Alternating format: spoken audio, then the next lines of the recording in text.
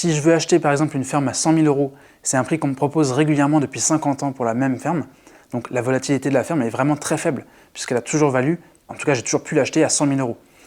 Et ça c'est un actif donc d'après les standards actuels qui est très peu risqué.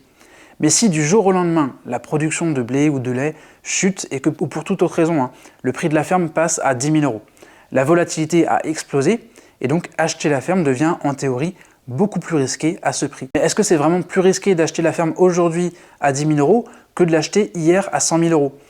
Peut-être pas. Donc pour résumer, la volatilité n'est pas le risque.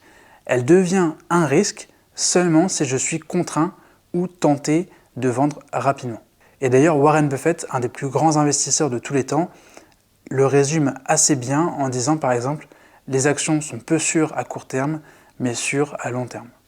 Ensuite, il ne faut pas oublier que la volatilité ne peut pas être prédite. La seule mesure de la volatilité que nous avons à notre disposition, c'est l'observation des données passées, des données historiques.